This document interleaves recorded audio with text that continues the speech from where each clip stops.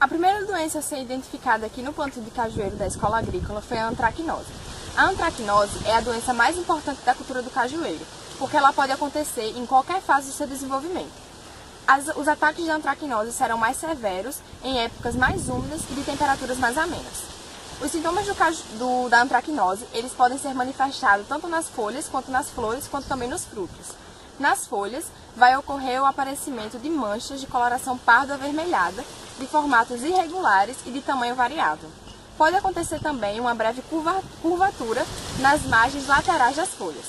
Com relação às inflorescências, vai ocorrer a queima e a queda dessas inflorescências, podendo também secar a haste da inflorescência. Com relação aos frutos, a antracnose ela pode atacar tanto no estado jovem, que vai ficar um fruto deprimido e negro, quanto também no estado maduro, que pode ocorrer o aparecimento de fendas. Com relação ao controle da antracnose, esse controle ele pode ser feito de 3 formas. O controle com produtos químicos, que você pode utilizar, por exemplo, o oxicloreto de cobre, o hidróxido de cobre e o mancozeb, onde você vai aplicar a cada 15 dias e serão de 3 a 4 aplicações. É necessário que essas aplicações elas sejam feitas após a emissão das folhas jovens e depois do período chuvoso.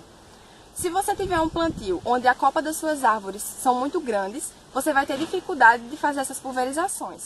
Porém, se você tiver uma variedade como o anão precoce, vai ser muito mais fácil de tratar da antracnose.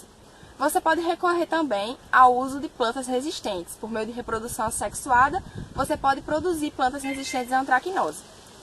Um método também que é mais preventivo do que de controle é a questão dos métodos de manejo, de sanidade, onde você pode fazer a poda de limpeza e também a queima de partes das plantas que foram afetadas. A mancha angular é uma doença que se encontra no cajueiro, que são manchas escuras presentes nas folhas. Essas manchas têm ao seu redor uma coloração clara amarelada, que é facilmente visível contra a luz. Os métodos de controle contra essa doença, a medida de campo, não é necessário, porque essa doença é uma doença que não traz malefícios para a planta, ou seja, não atrapalha em sua produção. O oídio também é denominado cinza do cajueiro. Ele não causa grandes danos nessa cultura, porém é comum.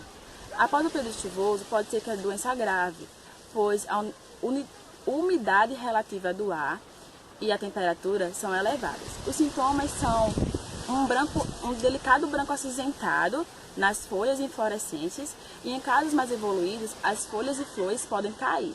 A planta ela pode ser atingida em qualquer parte do seu desenvolvimento e você pode controlar de 2 maneiras. A primeira é aplicando benzamidazóis 2 vezes de 15 em 15 dias. 2 vezes elas são eficazes, porém você tem que ter certeza de que a copa da planta ela foi totalmente atingida. E outra maneira é pulverizando com base em enxofre. Só que você tem que ter cuidado, pois se você aplicar em horas quentes, você pode ter problemas com fitotoxidez. O mofo preto é um fungo que cresce na superfície inferior das folhas, formando uma massa escura. Além da massa escura, ele também pode provocar o aparecimento de manchas cloróticas, que podem vir a ficar necrosadas.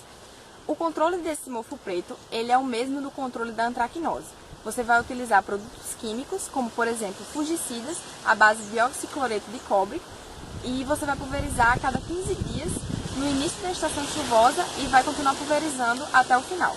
Agora vamos falar sobre a resinose.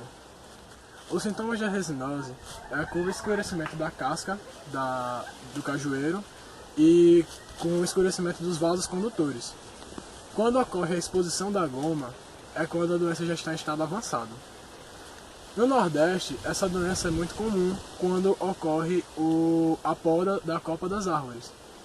E quando começa a sair os brotos do cajueiro, eles murcham e acabam secando, observando-se com sua base necrosada. O agente causador é um fungo que é bem típico nas regiões tropicais. E esse fungo ele aparece mais no tempo de inflorescência do cajueiro e ele deixa os frutos imaturos ainda escuros e presos à planta durante semanas antes de cair. Os métodos de controle dessa doença é na eliminação